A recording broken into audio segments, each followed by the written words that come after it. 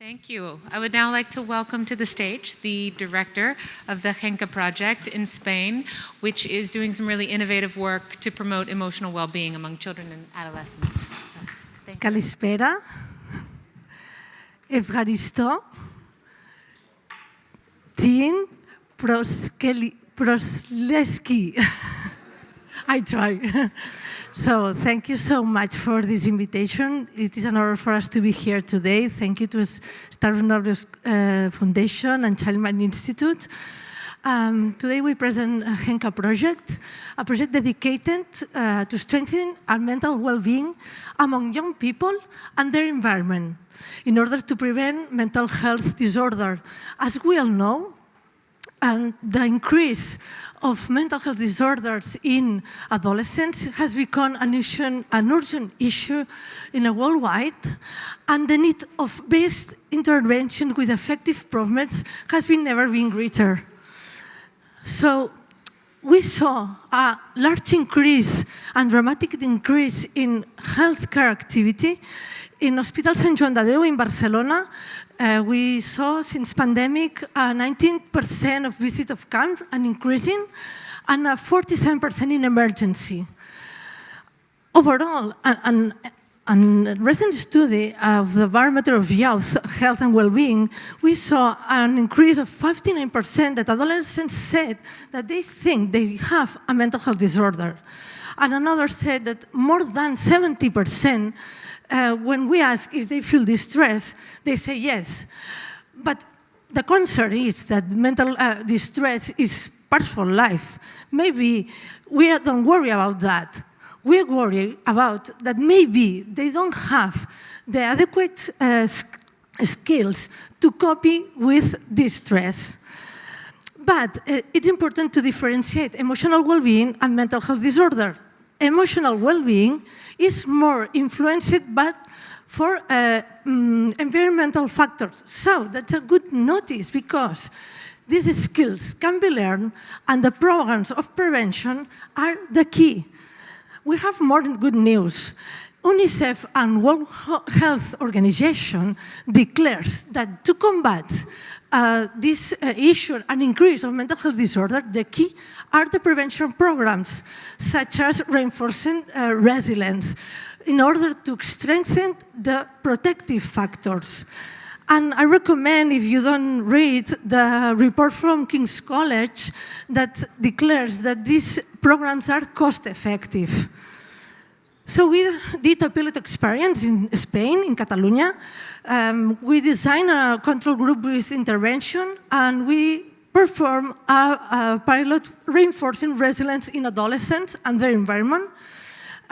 We assessed around more than 900 students, and we saw that we use valid instruments. They say, okay, this intervention likes, we want to do it.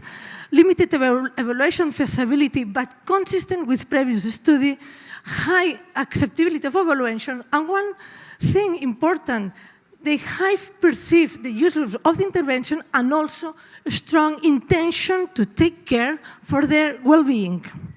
So what is Henka? Henka, it's a project that begins with the collaboration of Z Zurich Foundation in 2022.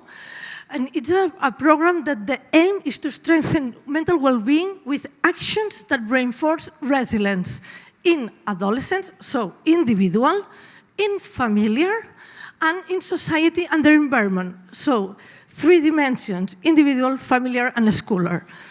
We have 2 big scopes. High schools, we work with 3 dimensions. How? Training by trainers to educators, psychologists.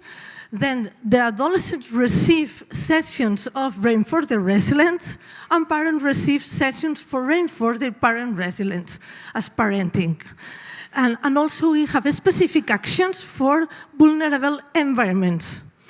On the other hand, citizenship, we organized an event in November of 2024, festival around mental well-being in youth, and we do also advocacy and communication strategies.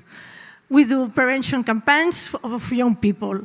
World program is supported by a platform of development són 360 amb Henka, you can check. We have also been assessing all the program, and we have a communication plan.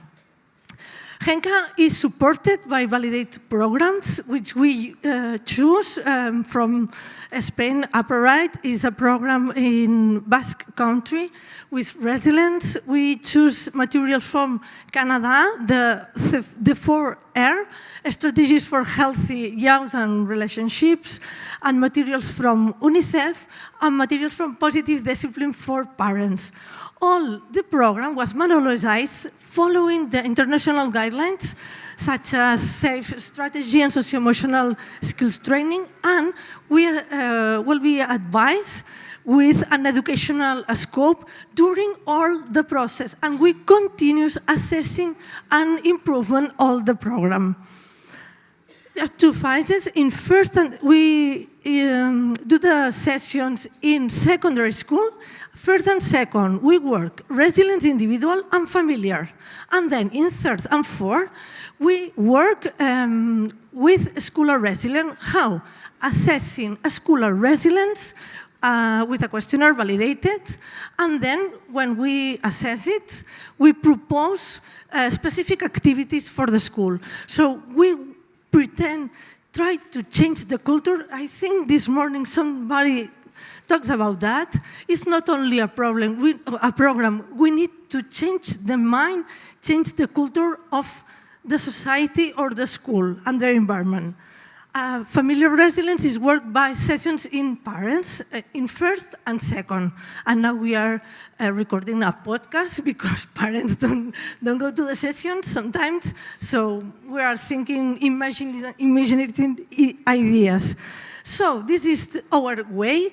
There are 8 sessions, 5 social skills, include self-esteem, self-efficacy, emotional regulation, interpersonal skills, as empathy, consciousness. We also work with mindfulness and family, as I said at the beginning, parenting sessions. We are expanding around Spain.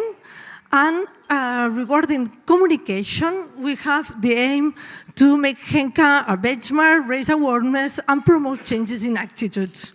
We have several actions, el Festival Vive la Vida, with more than 1,500 attendants.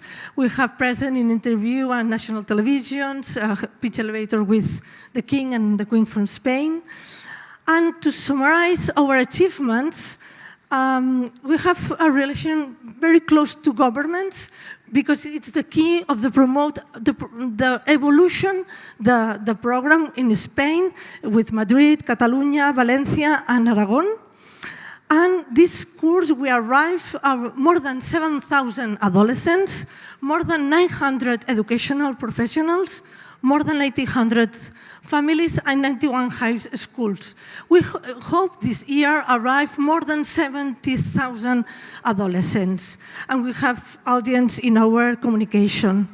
So I explained Henka, it's very nice and very fantastic, but what they think and feel about Henka?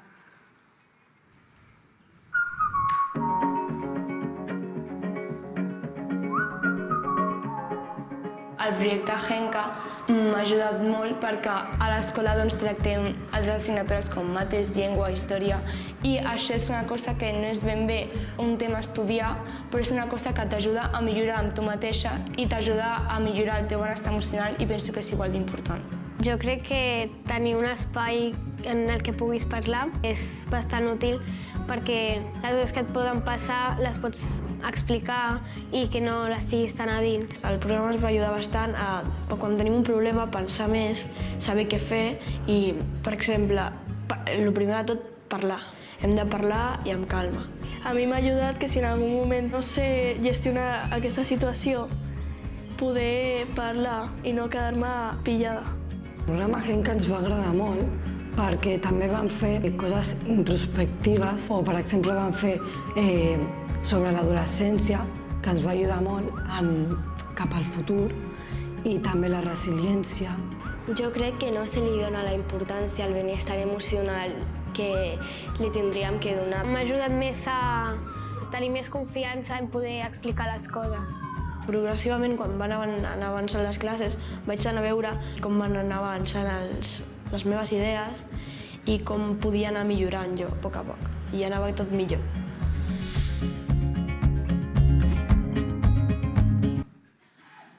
Just for finish and conclusion, Henka, it's a Japanese word that means change, means reborn, means to not to return at the starting point.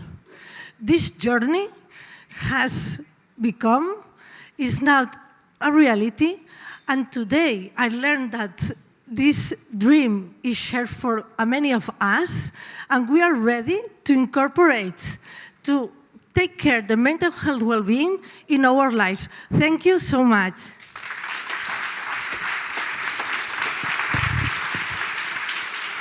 Thank you, Esther. Thank you and congratulations to the Henka Project. Please welcome back to the stage Mr. Andreas Dracopoulos, Dr. Harold Koplowitz, and members of the Stavros Niarchos Foundation Global Center for Child and Adolescent Mental Health team.